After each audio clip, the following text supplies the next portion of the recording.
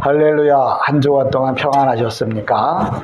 하나님의 은혜가 여러분의 삶에 오늘부터 시작해서 한 주간 동안 또 함께하기를 주님의 이름으로 축복합니다.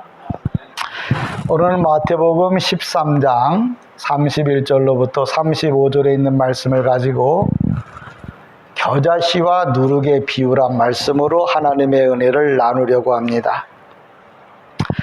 우리가 사람이 이 세상을 살려고 하면은 무언가 의지하고 바라보고 살아야 하는 것이 인생인 것을 아실 겁니다. 또 우리는 신이라고 하는 존재 앞에 둘러싸여서 삽니다. 예를 들면 이런 거예요. 월요일, 화요일, 수요일 그런데 월요일이 뭐냐면 달신이거든요. 화요일은 불신, 수요일은 물신, 목요일은 목성, 금요일은 금성, 토요일은 토성, 주일은 태양. 이 세상의 모든 사람들이 연약하다는 걸 알아요. 그래서 무언가 신을 의지하고 살아가려고 하는 것이 인생이라는 걸 우리는 너무나 잘 압니다. 근데 오늘도 왜 그런 가운데 하나님의 말씀을 주셨느냐면 모든 신, 우리 하나님을 가리켜서 만왕의 왕이라고 그랬죠. 모든 것보다 더 위대하시고 모든 것을 만드신 분이 바로 하나님이심을 우리에게 알려주고 그 하나님을 섬기라고 오늘도 주의를 통해서 말씀을 통해서 여러분에게 전해주는 줄 압니다. 여러분들은 저는 시골서 살아서 그 일을 잘 알아요. 무슨 얘기냐면 시골의 농부가 재산 목록 1호가 뭐냐면 소예요. 그래서 소를 정말 중요하게 여겨요. 그래가지고 소를 항상 저녁에는 외양간에다가 들여놨다가 이제 아침에는 그것도 문 앞에, 대문 앞에 소 말뚝을 받고 거기다가 소를 매놔요. 근데 소 말뚝에다가 소를 매놓는 이유가 뭐냐면 소 말뚝, 마루뚝이라고 하는데요. 바벨론의 최고 신 이름이 뭐냐면 마루뚝이에요.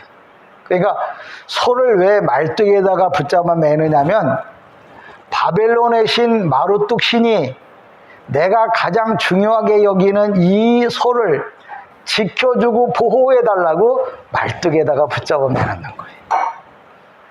우리는 이 세상을 살면서도 하나님이 우리를 인도하시고 이끈다고 하는 사실에 대해서 잘 이해를 못하고 살 때도 많았던 것처럼 세상 사람들이 그래요. 야, 소 그냥 말뚝에다 매라 그러는데 나무를 박아놓고 거기다 소를 맨다고 해서 그게 그냥 말뚝이지만 의미는 뭐냐면 바벨론의 최고 신이에요.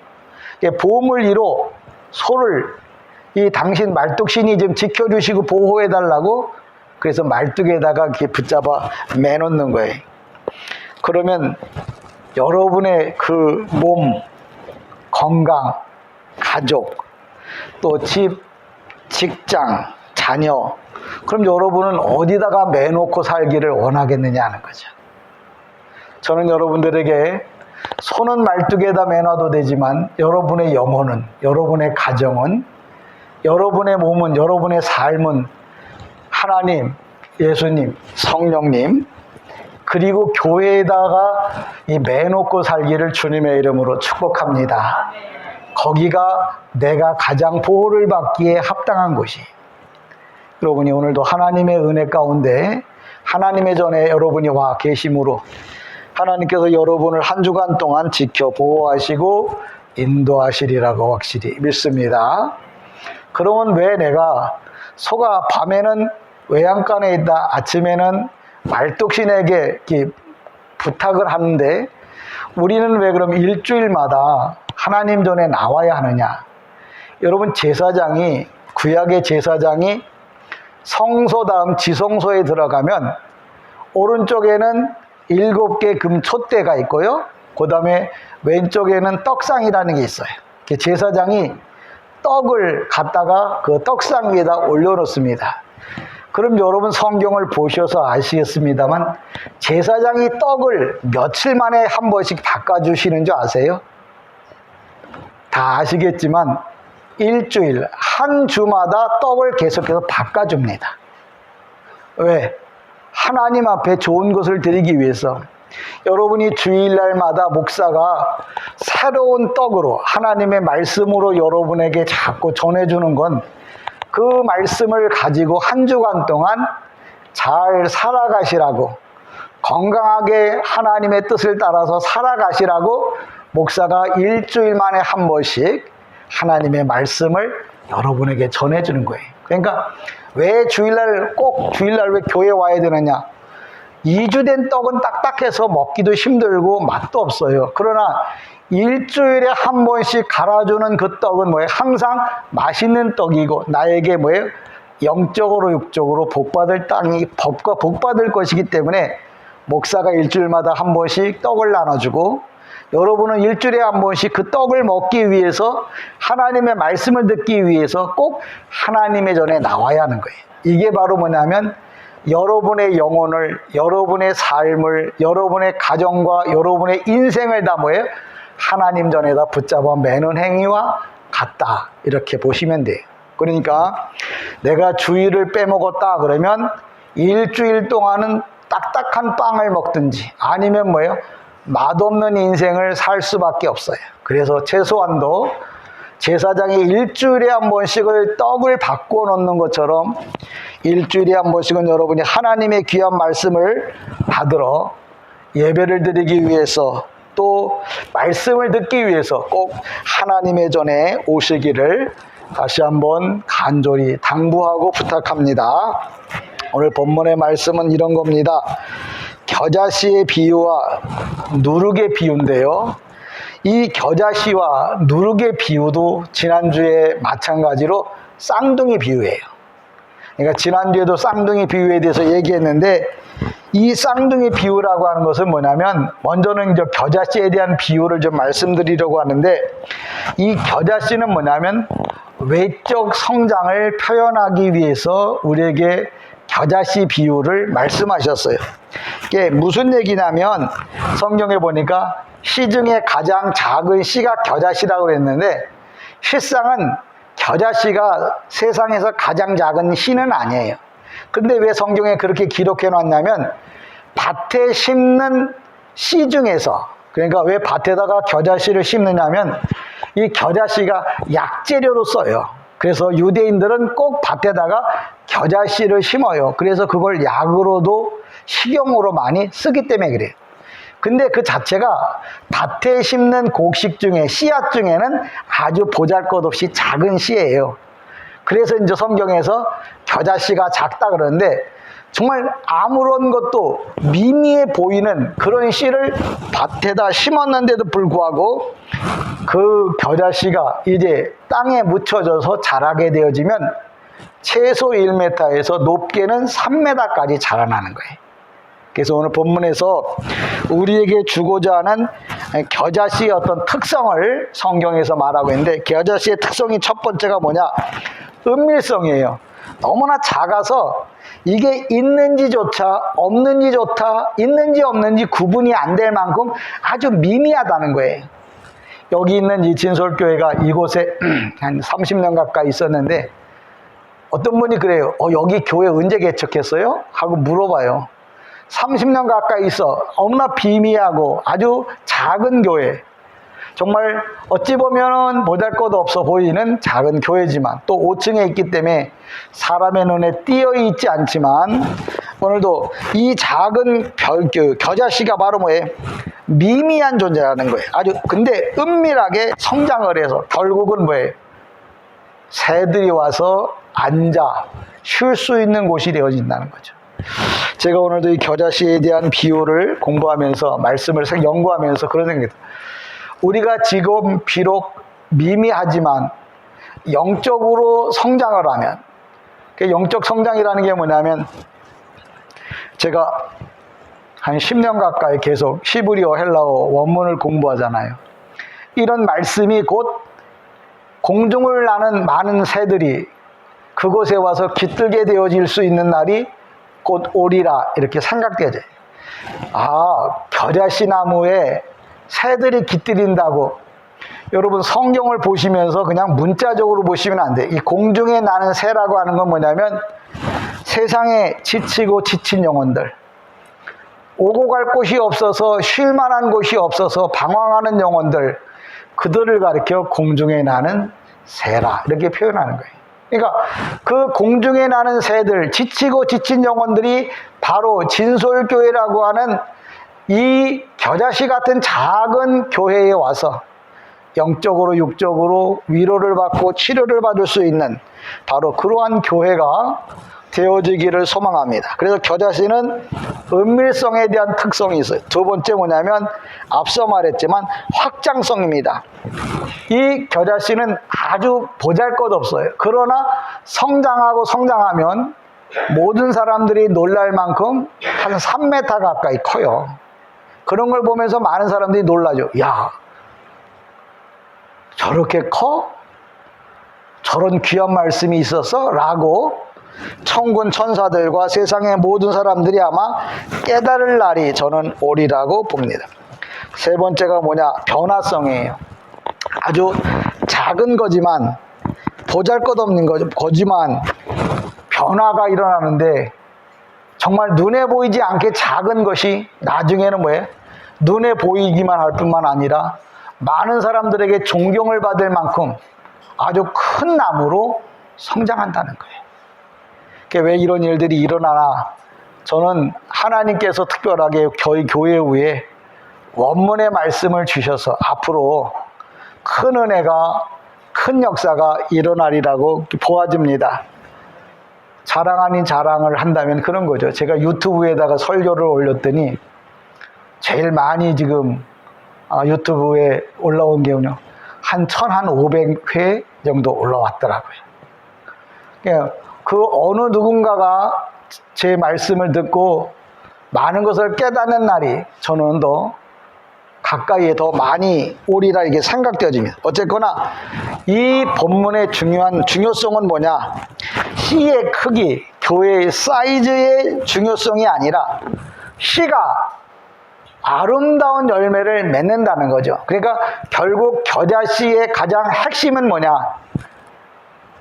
존재가 작든 크든 결과가 아름다워진다는 거예요. 그게 아름답다는 게 뭐냐면 아주 미미하지만 공중에 나는 새들, 많은 세상에 지쳐있는 영혼들이 와서 예수를 믿고 천국에 갈 수 있는 아름다운 열매가 이 겨자씨라고 하는 비유 속에 들어있는 거죠.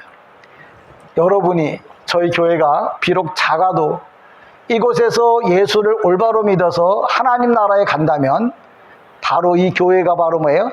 작은 겨자씨에 비한다 이렇게 볼 수 있어요. 그러니까 32절에 공중의 새들 그렇게 말하는데 세상의 고통과 고난으로 찌들어져 있는 영혼들, 성도들이 말씀을 듣기 위하여 이곳으로 이제 몰려오리라 생각되어집니다. 다른 말로 말하면 공중의 새들이란 세계 각처에 흩어져 있는 디아스포라, 흩어져 있는 하나님의 백성들을 이제 지칭할 때 쓰이기도 합니다. 그래서 공중의 새들이 나무에 깃들인다고 하는 말은 날아다니던 새가 나무에 앉는다는 말이 아니에요. 성경에는 새들의 이야기라는 게 아니고 사람의 영혼을 두고 말하는 겁니다. 오늘도 여러분이 영혼이 지쳐 있다면 쉴 곳을 찾아야 하는데 거기가 바로 뭐냐? 겨자씨, 비록 작아 보이지만 생명의 말씀과 복음이 있는 그곳에서 여러분의 쉼을 얻기를 다시 한번 주님의 이름으로 부탁을 드립니다.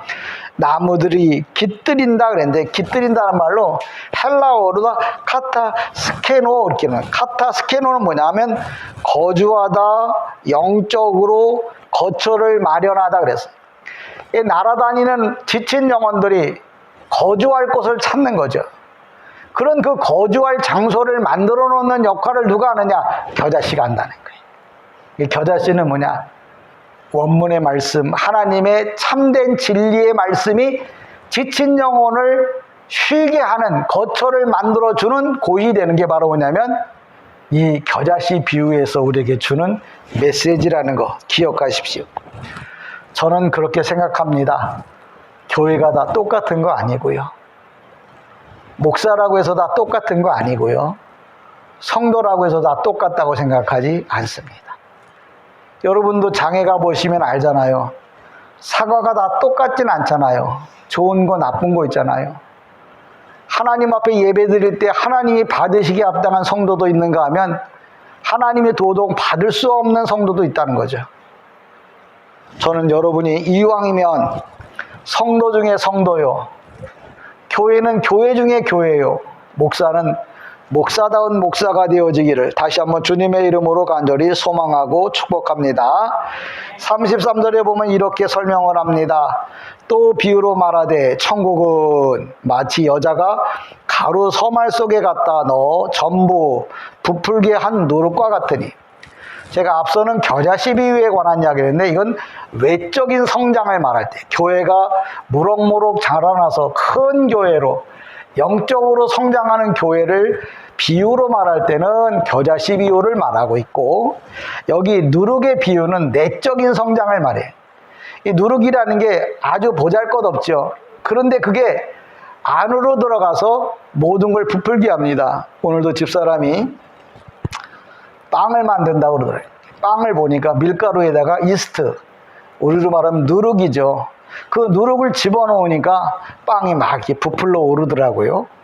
바로 여러분이 영적으로 정말 하나님의 말씀이 여러분의 심령 속에 들어가면, 여러분의 가정 속에 들어가면, 여러분의 가족과 이웃과 직장에 들어가면 그 직장이, 가족이, 내 삶이 뭐예요? 부풀어 오른다. 부풀어 오른다는 건 뭐냐면 원하는 목적대로 이게 성장한다는 말이에요. 그래서 이 말씀에 그 누룩은 바로 뭐예요? 쥐매라고 그래요. 하려고 그러면 쥐매라고 하는데, 그 쥐매라고 하는 말이 원래 누룩이에요. 근데 어근, 근본은 뭐냐? 젤로트, 끓어오르다, 그런 뜻에서 그 동사가 이제 명사가 되면 누룩이 되는 거예요. 그러니까 뜨겁게 펄펄펄펄 끓어오르는 그게 동사잖아요. 끓어오르다, 동사야. 근데 그게 명사가 되면 누룩인데, 누룩은 뭐예요? 펄펄 끓어오르진 않아도 속에 들어가서 모든 걸 자꾸 뭐예요? 부풀러 일어나게 하잖아요. 여러분이 하나님의 말씀이 여러분의 심령 속에 들어가면 여러분의 심령의 영혼에, 또 여러분의 가정에 들어가면 여러분의 가정에, 여러분의 직장에, 여러분의 사업장에 이 끓어오르는 성장하고 성숙하는 역사가 바로 뭐냐면 이 누룩 비유에 나오고 있는 거예요. 그래서 저는 여러분 통해서 여러분의 주위의 모든 선한 모든 것이 변화되어지는 이런 누룩과 같은 역사가 일어나기를 다시 한번 주님의 이름으로 부탁을 드립니다. 근데 가루 서말이라고 말할 때 이 서말이라고 하는 말은 셋이란 말이죠. 세 말이잖아요. 근데 이게 성경 사본에 보니까 뭐라고 말하냐면, 구약 성경에서는 셈, 함, 야벳을, 신약 성경에 와갖고는 헬라인, 유대인, 이방인, 이렇게 세 부류를 표현할 때 세 말이라고 그래. 우리가 잘 아는 대로 가루 서말 그러면 구약에 아브라함의 이 노아의 셈, 함, 야벳 세 아들이 나오죠. 그 중에 이제 셈은 뭐냐면 명성, 명예야. 그러니까 우리 아시아족에 속하는 사람들은 셈의족입니다. 셈의 족속들은 뭐냐면 명예와 명성을 가지고 하나님께 영광을 돌려야 되는 거예요. 그러니까 우리는 날마다 선교하고 구제하고 하나님의 이름을 찬양하고 전도하는 일에 우리가 최선을 다하게 되어질 때 하나님은 뭐예요? 그 셈의 자손을 통해서 영광을 받으시는 거예요. 함은 뭐냐면 원래 형용사예요. 어두운, 검은, 그래. 남아프리카 지역에 그 사람들은 저주를 받아서 하나님의 은혜를 입지를 못해요. 야벳은 뭐냐? 뜻이 성장하다, 확장한다. 그래. 지금으로 말하면 유럽이죠. 그래서 유럽은, 미국이나 유럽 그쪽은 뭐냐면 물질의 복이 많이 쏟아집니다. 그럼 그 많은 물질의 복을 어떻게 할 거냐? 셈의족이 하나님의 뜻대로 살면 그 물질의 복을 다 뭐예요? 셈의 후손으로 다 뭐예요? 하나님께서 넘겨주셔요. 그래서 저는 그런 생각을 해요. 우리나라가 이렇게 10대 강국 안에 들어갈 수 있었던 게 바로 뭐냐?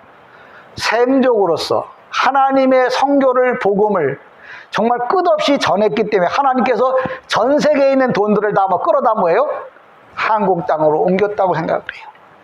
또 제가 인생을 살면서 그 가정이 잘 되는 걸 보니까 그 가정이 뭐예요? 구제하는 일에, 선교하는 일에 최선을 다한 거예요.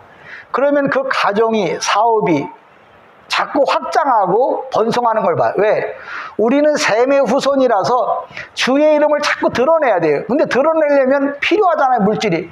그러니까 하나님은 당신이 영광을 받으시려고 나를 통해서, 여러분을 통해서 영광을 받으시려고 여러분이 해야 할 일들을 위해서 하나님께서 물질을 날마다 공급해 주시는 거예요. 우리가 이스라엘 백성들이 광야에서 먹을 것이 없을 때 만나를 주셨어요. 또 뿐만 아니라 고기가 없을 때 메추라기를 내려주셨어요. 왜? 하나님은 당신의 이름을, 이게 영광, 당신의 이름을 높임받는 것을 원하셔요. 그러니까 여러분의 인생이 잘 되기를 원한다면 제가 비밀 하나 가르쳐 드릴게요. 주의 이름을 높이세요. 주의 이름을 찬양하세요. 그럼 여러분의 가정은, 여러분의 건강은, 여러분의 인생은 다 뭐예요? 하나님께서 책임져 주신다는 거 꼭 기억하십시오. 이건 비밀 중에 비밀이에요. 그러니까 날마다 뭐예요? 예수님 찬양하세요. 주의 이름을 높이세요. 허여 헛된 말이라도, 농담이라도 하나님의 이름이 망령되의 일컬음을 받지 않도록 여러분의 입술을 지키세요.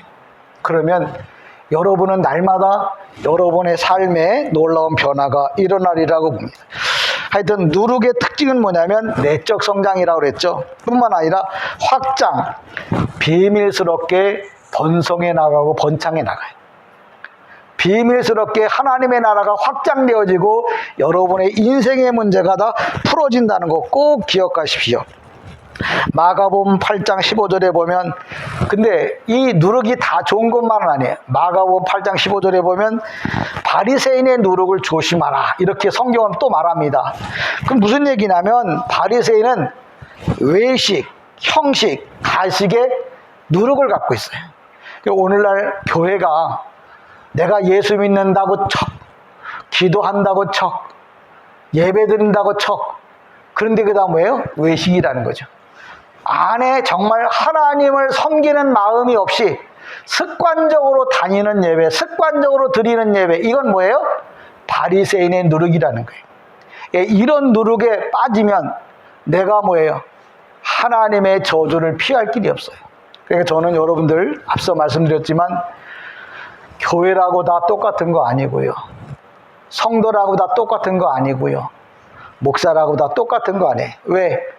어떤 교회는 바리새인의 누룩이 퍼져가지고 율법과 형식에 얽매여가지고 하나님이 기뻐 받으시기에 합당한 교회가 되지 못하는 것도 많다는 거예요. 그래서 누룩을 조심하라 이렇게 얘기하는데, 이 바리새인들은 뭐냐면 정말 형식을 꽤 중요하게 여겨요. 그래서 유대인들은 기도하는 척 그래요. 얼마나 기도하는 척 하냐면, 이스라엘 가보면 날씨가 너무 뜨거워서 30분 이상 밖에 나가 있으면 머리가 익어요. 근데 바리새인들은 많은 사람들이 모이는 사거리에 나가서 15시간씩 그 자리에 서서 기도를 해요. 그러니까 많은 사람들이 오고 가면서, 야, 저 사람은 난 30분도 못 서 있겠는데 15시간씩이나 기도해. 야, 믿음 좋다. 야, 저 사람 대단한 사람이다. 어떻게 자기 재산을 다 교회에다가 다 팔았어? 그 영광을 받아먹으려고. 대표적인 게 아나니아 삽비라가 교회에 와서 영광 받아먹으려고 다 성령의 저주를 받았죠. 여러분, 그게 다 뭐냐면 외식이고, 그게 바로 뭐냐면 바리새주의예요.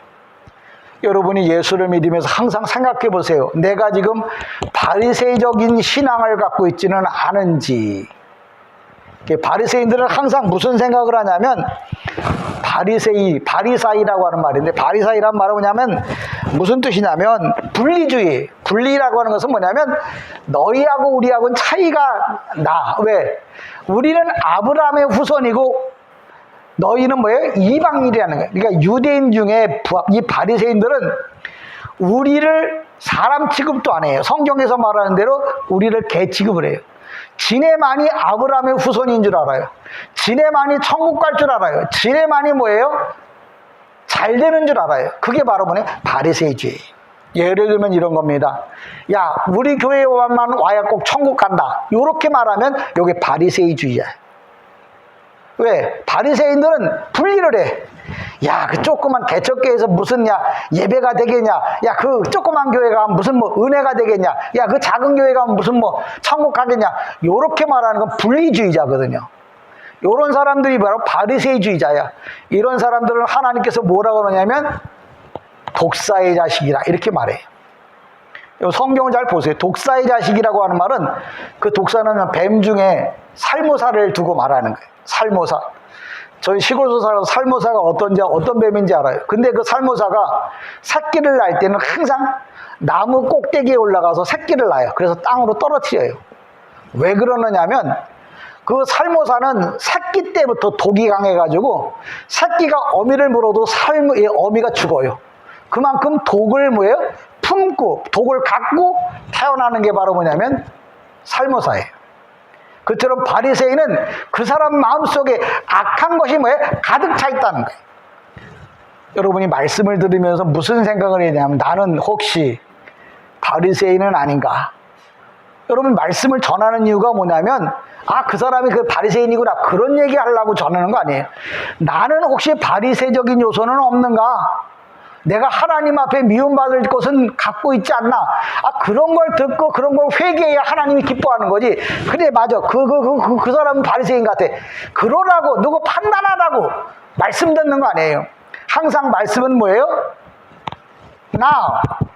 지금 여기에 있는 나에게 하는 거예요. 옆집에, 앞집에, 우리 집에 누구 아닙니다. 나에게 하는 거예요. 왜 바리새인 얘기를 나한테 해? 혹시 내 안에 바리새적인 요소는 없는가? 그거 깨닫고 하나님 내가 몰랐는데요. 내 안에도 바리새적인 요소가 있네요. 용서해 주세요. 그런 회개 기도했다 그러면 하나님은 뭐예요? 네가 짱. 그래, 내가 오늘 너에게 하고 싶은 얘기가 너가 회개하고 내게 돌아오라고. 당자 보고 얘기했잖아요. 돌아오라고요. 하나님 전으로 오라고. 올바른 신앙 가운데 거하라고. 그러려고 내가 오늘 여기 키도 크지 않은 종을 보내서 세우고 말하는 거예요. 바리새적인 요소 기억하십시오. 또 사두개적인 요소. 사두개적이 뭐냐면 히브리 말로는 차다크라고 그러는데 뭐냐면 의로운 자예요. 이 바리새적인 이 사두개적인 뭐냐면 현실주의에 아주 능한 사람이에요.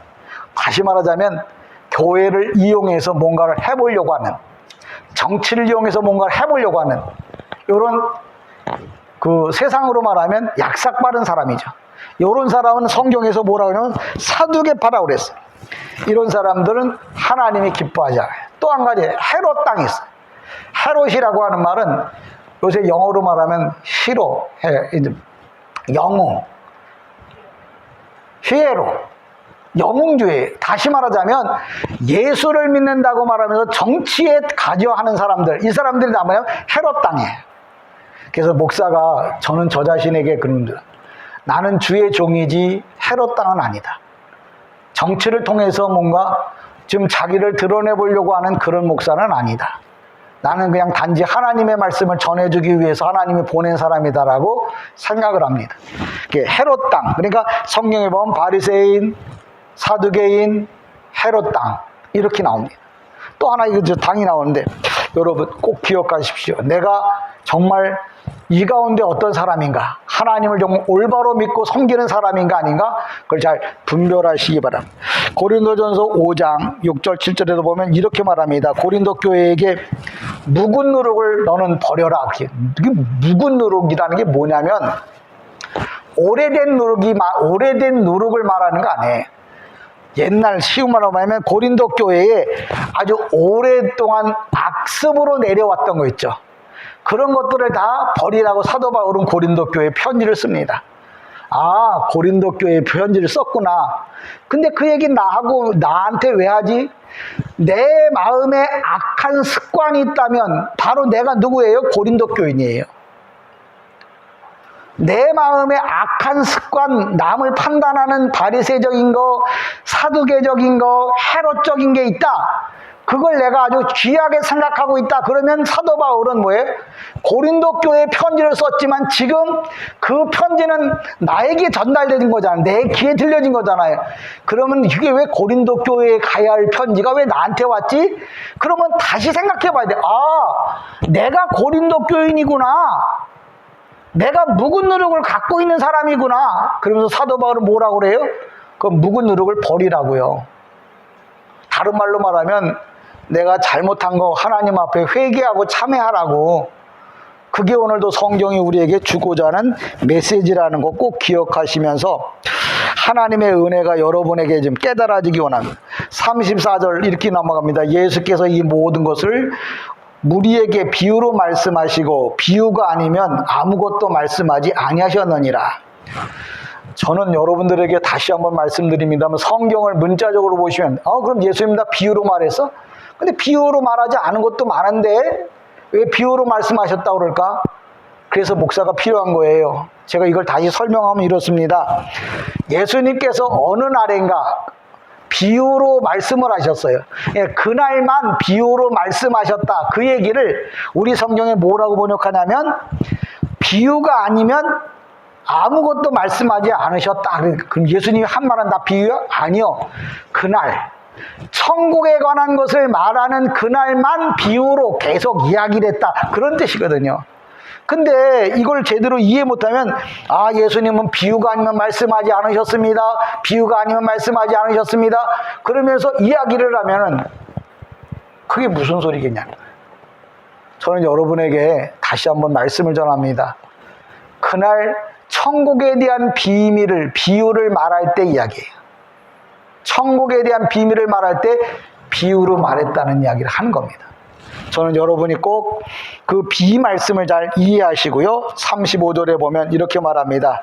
이는 선지자를 통하여 말씀하신 바 내가 입을 열어 비유로 말하고 창세부터 감추인 것을 드러내리라 함을 이루려 하심이라.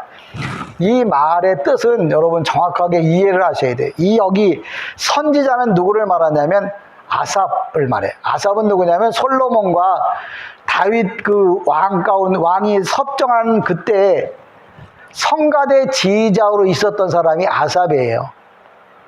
이 사람이 시편을 12편이나 우리 기록을 해놓은 분인데 이분이 뭐라고 말을 하냐면 감추인 비밀이라는 말이냐면 하나님이 첫째 날, 둘째 날, 셋째 날, 넷째 날, 다섯째 날, 일곱째 날까지 천지를 창조하셨잖아요. 그러니까 7일 동안 창조하신 건 아니고 첫째 하루, 둘째 하루. 지금 설교가 좀 어렵습니다. 그런데 여러분 들으셔야 되는 게 그거예요. 맨 마지막에 하나님이 뭘 만드셨냐면 우리를 어떻게 구속하실 건가, 구속하실 것, 우리를 죄에서 건져내실 것까지도 창조하시고 그리고 뭐예요? 그것을 완성하시니가 바로 뭐냐면 예수 그리스도라는 거예요. 그래서 오늘도 본문에 구속사는 이 세상을 만드시기 전에 만드실 때 그러니까 첫째 날, 둘째 날, 셋째 날 하늘, 땅, 별 그러면서 맨 마지막에 사람이 죄를 짓고 이제 사단에게 종로로 탈 때 그를 어떻게 할 건지 어떻게 구원할 건지 그 계획도 천지 창조 안에 하나님께서 뭐예요? 만들어 놓으신 거예요. 그래서 그것을 설계하시는 이는 성부 하나님, 그 구속사를 만드신 이가 예수 그리스도, 그것을 완성하신 이가 예수 그리스도. 그래서 우리가 예수를 믿어야 천국 간다고 하는 말은 그분이 만들었기 때문에 그분이 완성하셔야 하는 거예요. 많은 분들이 집을 고칠 때도 그래요. 그 집을 설계한 사람, 그 집을 만든 사람이 누구냐? 그 사람 불러다가 시키면 틀림없어요. 왜? 그 사람이 설계했고 그 사람이 만들었기 때문에 어디가 고장나는지 안다고요.